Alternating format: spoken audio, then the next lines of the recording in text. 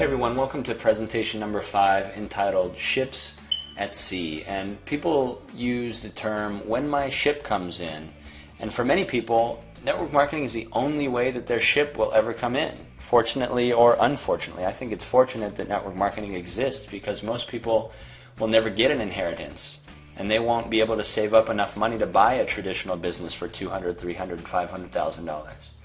And network marketing allows a person to be mentored personally and build a business without disturbing their current means of support.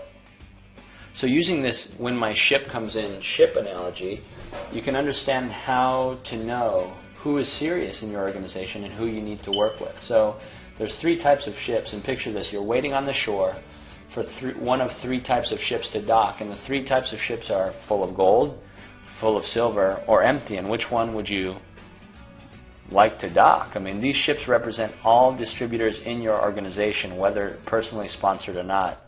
So if you've got a bunch of distributors in your organization and some are gold, some are silver, and some are empty, which ships would be the best to work with?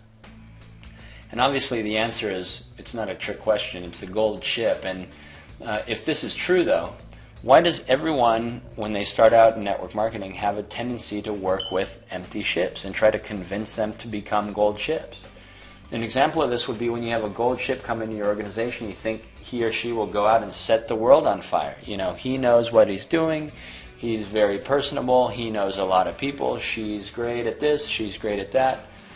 You know, you let them go out on their own and you concentrate on empty ships that are dragging you down. The empty ships will stay empty and the gold ships without support will go away.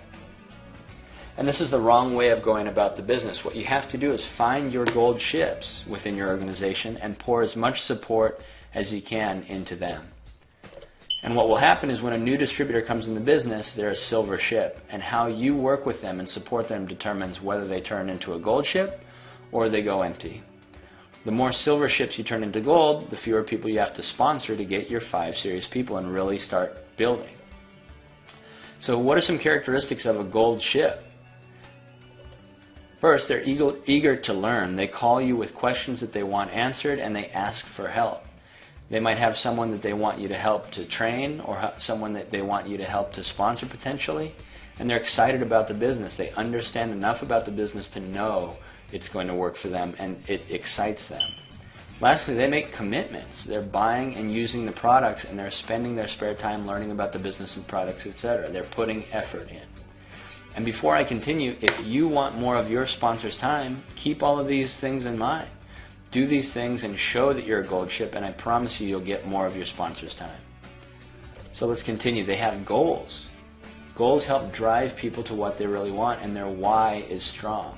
Time with their family, more vacation time. If you have a strong why, you tend to push for it. And people with goals get where they want to go.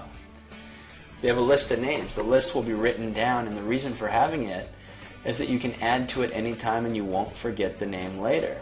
So if I think of somebody that would benefit from the product or a business, I write the name down and then later on I have it on my list at the ready. And they're fun to be with. They look forward to your visit, whether it's business or pleasure. And lastly, gold ships are positive. These are people who you're going to travel the world with potentially. Who wants to hang around negative people? Positive thinking is contagious. There's no point. You can choose who you want to work with, so work with positive people. Basically, the only difference between a silver ship and a gold ship is that the silver has not yet been in the business long enough to understand the business to the point of getting serious about it. So there's 3 important words pertaining to that, and if you understand these 3 words, you'll understand what makes all network marketing organizations work, and it's expose, involve, and upgrade. First, you expose the person to the power of residual income, and then, after they understand residual income, to your business as a vehicle. Once you have explained it to them, get them involved with this training. Once they're involved, they'll be constantly thinking about how far they can go, and it will be upgraded constantly. So expose them to residual income and network marketing by using the introductory presentation, and then presentations 1 through 4. And then lastly, once they've seen that and they're still interested, you use your company's presentation. Then Get them involved by training them using presentations 5 through 10, which you're going through now.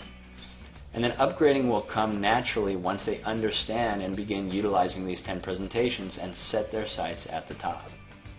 So here's a couple other important tips. When you call or visit your distributors, they should know that you're calling because you want to help, not to push them. Empty ships will always feel bugged, even if you're calling just to help. Gold ships just figure you're trying to help, and you'll pick that up in the tone of the conversation. Empty ships typically sink, and when they do, make sure you're not on board with them. Stay on the gold ships, work with the gold ships. Silver and empty ships many times will start to see your success if you work with the gold ships, and they'll call on you to get together and get growing once they start to see that success below them. Lastly, 3 points. It's very important never to ask your distributors, how much did you sell, or any kind of sales questions. Don't invalidate the statement that we're not salespeople by asking sales numbers. That makes it seem like you don't care about them. And like Zig Ziglar said, you can have anything in the world that you want simply by helping enough people get what they want. So help them get what they want. And understand also that you're not an empty ship. If you're viewing this presentation, by the time you get this far, you're gold or well on your way. Presentation number 6 has to do with prospecting and is called the third party invitation. So thanks for watching, and I'll see you on presentation number 7.